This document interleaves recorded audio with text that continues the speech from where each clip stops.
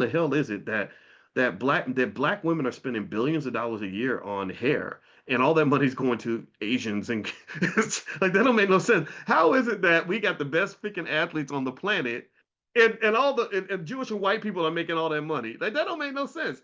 We produce the best entertainers on earth, and somehow everybody else gets the money. That's not cool. That ain't smart. That's not good integration. And so really, so where I end up upsetting people and disturbing their peace a little bit is I'll say, man, I don't want to sit around and wait for white folks to save me, because not only are they not going to save me, but when they show up to try to save me, they ain't going to do nothing but colonize me. That's what they're good at. They've been very good at colonizing. They're not so good at collaborating. Their energy is not collaborative.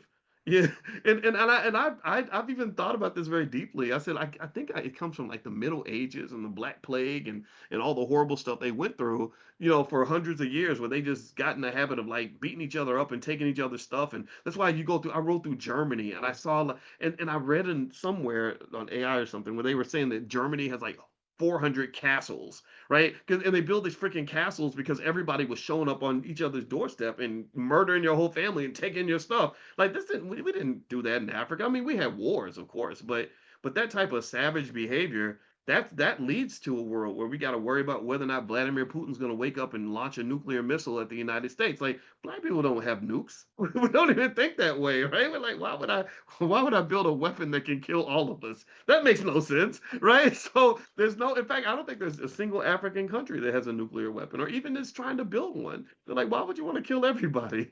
Right? So anyway, let's get back to it. So my point is to say that I think our energy is collaborative. I think that we're very loving people culturally, and I think that that's something to be admired. So I think that as we build our Black Wall Street, it has to be a loving space. It can be collaborative and supportive, and still generate massive amounts of wealth. Right? I think that we don't have to demonize wealth uh, in order to um, in order to be good people. I think that we just have to understand the power of wealth and use it in a way that is intelligent and responsible. So my vision of a Black Wall Street is not, it's not Wall Street, right? I don't see Wall Street as a prototype for what Black Wall Street should look like. I think Black Wall Street should be something that's built on the unique value systems that we embrace as people, where you can have your wealth but not sell your soul. You can do well financially and still be a human.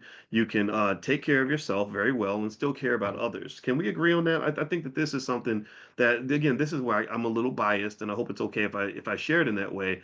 I don't think capitalism or financial success has to be predatory, but I think it's also okay for you to look out for you and also look out for others. In fact, the more you look out for others, the more you'll be looking out for yourself. The key to receiving, by the way, is giving. There's something called the law of reciprocity. So if you ever want to receive lots of blessings, go out and bless as many people as you can, and just be careful because some people might exploit that. But literally, if you're blessing people constantly and you're blessing people in your own ecosystem, you're consciously blessing people and saying, so I'm gonna make sure I take good care of mine because I need mine to take good care of me. That actually is an economic theory. That actually works into financial reciprocity, because people, when you show up and you say, "Hey, I'm having a hard time. Can you help me out?" They're gonna remember all the things that you did for them all those years, and they're gonna see you as a reliable source, a source of synergy and collaboration. They're gonna say, "Hell yeah, I'm stepping up for you. My God, I love you." Right? And so love is really the key to everything, in my opinion.